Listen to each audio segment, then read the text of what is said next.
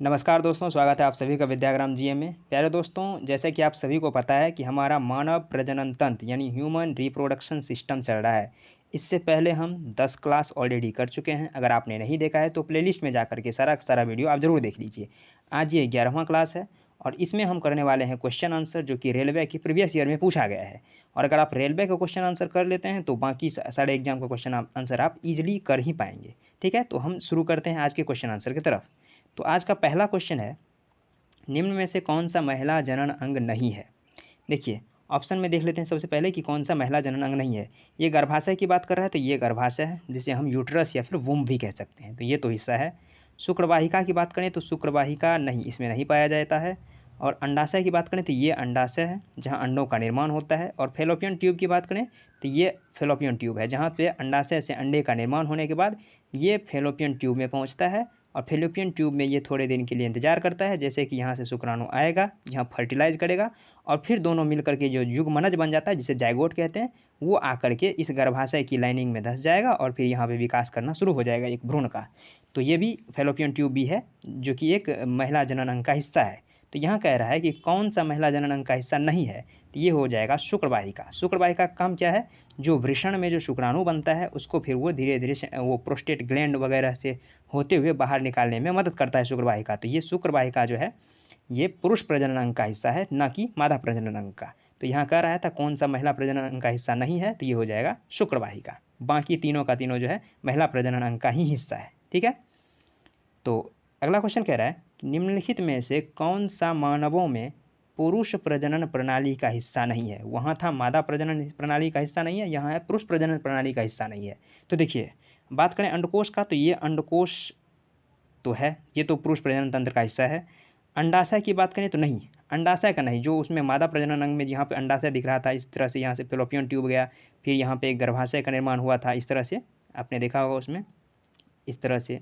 तो ये गर्भाशय था, ये अंडाशय था और ये फेलोपियन ट्यूब था। तो यहाँ कह रहा है कि अंडाशय, तो अंडाशय हो जाएगा फीमेल रिप्रोडक्टिव ऑर्गन। वृषण की बात करें तो हाँ, ये बिल्कुल, ये जो वृषण है ये तो पुरुष प्रजनन तंत्र का हिस्सा है ही। साथ ही साथ करें तो ये शुक्रवाहिका, तो ये है शुक्रवाहिका जो कि शुक्राणु के गमन के लिए मदद करता है, तो ये भी जो है पुरुष प्रजनन तंत्र का हिस्सा है। तो यहाँ कह रहा है कौन सा हिस्सा नहीं है, तो ये जो अंडाशय है ये पुरुष प्रजनन तंत्र का हिस्सा नहीं, बल्कि मादा प्रजनन तंत्र का हिस्सा, या फिर कह सकते हैं कि फीमेल रिप्रोडक्टिव ऑर्गन है। तो यहाँ पे सही आंसर ऑप्शन नंबर बी हो जाएगा, अंडाशय पुरुष प्रजनन तंत्र का हिस्सा नहीं है। ठीक है, तो चलिए अगला क्वेश्चन कह रहा है, डैश में मांसपेशियों के लयबद्ध संकुचन के परिणाम स्वरूप बच्चा पैदा होता है। ये क्वेश्चन आरआरबी ग्रुप डी में 28/9/2018 को पूछा गया है। काफ़ी आसान क्वेश्चन है, अगर आप एक बार पढ़ लेते हैं तो। और अगर आप पढ़े हुए नहीं रहते हैं तो कन्फ्यूजन हो सकता है, क्योंकि यहाँ देख सकते हैं गर्भाशय भी है, गर्भाशय ग्रीवा भी है, ये सभी और एक ही जैसे शब्द यहाँ पे लिखे रहते हैं। तो आप अगर एक बार पढ़ लेते हैं तो ठीक हो जाएगा आपको इसको क्वेश्चन आंसर करने में। देखिए, यहाँ कह रहा है कि कौन सी मांसपेशी में लयबद्ध संकुचन के परिणाम स्वरूप एक बच्चे का जो है एक बच्चे का जन्म होता है। तो देखिए, यहाँ पे बात करें गर्भाशय ग्रीवा का, ये इसे क्रेवैक्स भी कह सकते हैं, ये गर्भाशय ग्रीवा है, इससे कोई मतलब नहीं है। डिम वाहिनी की बात करें तो इसे फेलोपियन ट्यूब हिंदी में कहते हैं, तो ये भी इसका इंग्लिश में फेलोपियन ट्यूब कहते हैं, तो ये भी नहीं होगा। योनि की बात करें तो ये नहीं होगा, ऑप्शन नंबर सी इसका सही हो जाएगा, गर्भाशय। देखिए, ये जो ऑप्शन नंबर सी है, यानी ये गर्भाशय है, जिसे इंग्लिश में यूट्रस और वुम्ब भी कहते हैं। ठीक है, तो ये जो गर्भाशय है इसी में एक बच्चे का पूरी तरह से विकास होता है 9 महीने 9.5 महीने के आसपास में। और इसके बाद फिर ये जो गर्भाशय है इसके दीवार में संकुचन पैदा होता है, और संकुचन के पश्चात ये बच्चा जो है फिर धीरे धीरे धरती पे आ जाता है। ठीक है, तो यहाँ कह रहा है बच्चा पैदा होने के लिए किस मांसपेशी में संकुचन होता है, तो ये हो जाएगा गर्भाशय। ठीक है, तो इसका सही आंसर ऑप्शन नंबर सी हो जाएगा। चलिए नेक्स्ट क्वेश्चन देखते हैं। ये क्वेश्चन कह रहा है, भ्रूण के लिए पोषण संग्रहित करने वाली जनन कोशिकाओं को डैश कहा जाता है।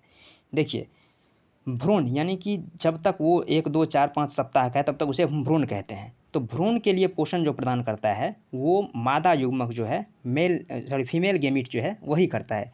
जैसे कि आप इस तरह से फिगर्स के माध्यम से समझ सकते हैं, ये है एक अंडाशय। ठीक है, ये है अंडाशय नहीं, ये अंडा है। ठीक है, इसके बाद यहाँ पे है एक, ये कह सकते हैं ये है शुक्राणु। ठीक है, तो जो अंडाणु कोशिका होता है वो काफ़ी बड़ा होता है शुक्राणु कोशिका की तुलना में, क्योंकि अंडाणु कोशिका जो है अपने साथ पोषक पदार्थ लेकर के आता है, और ये शुक्राणु कोशिका, इसमें किसी प्रकार का पोषक पदार्थ नहीं होता, लेकिन हाँ ये शुक्राणु कोशिका में गति होता है। ठीक है, शुक्राणु कोशिका का अपना गति होता है, जबकि अंडाणु कोशिका गतिहीन होता है, क्योंकि ये भारी भरकम एक तरह से कह सकते हैं। वैसे तो अगर दैनिक जीवन में प्रयोग कहे तो ये बहुत ही छोटा है, लेकिन अगर इसकी तुलना हम शुक्राणु से करें तो ये काफ़ी बड़ा होता है। तो अंडाशय में जो है, अंडा में जो है वो पोषक पदार्थ पहले से ही उसमें भरा हुआ रहता है, जिससे कि निषेचन के कुछ सप्ताह तक वो जो है भ्रूण को पोषण देता रहता है। तो यहाँ कह रहा है कि किसमें भोजन संग्रहित रहता है, तो ये मादा युग्मक हो जाएगा, यहीं पे भोजन संग्रहित रहता है। ठीक है, चलिए नेक्स्ट ये क्वेश्चन कह रहा है शुक्रवाहिका, यानी कि इसका बात कर रहा है, शुक्रवाहिका मूत्राशय, ये है मूत्राशय से आने वाली ट्यूब, ये ट्यूब है, के साथ जोड़ करके एक सामान्य मार्ग का निर्माण करता है, जिसे डैश कहते हैं।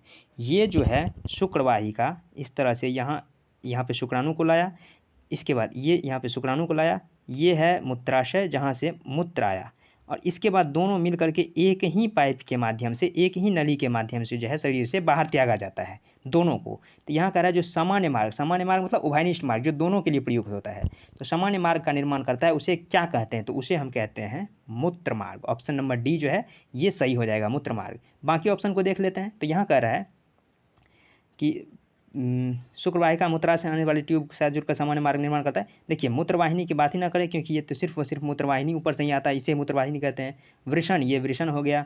शुक्राशय तो ये भी नहीं होगा, तो इसका सही आंसर ऑप्शन नंबर डी ही हो जाएगा, मूत्र मार्ग ही होगा, क्योंकि मूत्र मार्ग और ये जो शुक्राणु आया दोनों एक ही जो ट्यूब है उसी के माध्यम से शरीर से बाहर निकाला जाता है या फिर इजेकुलेट किया जाता है। तो इसका सही आंसर मूत्र मार्ग हो जाएगा।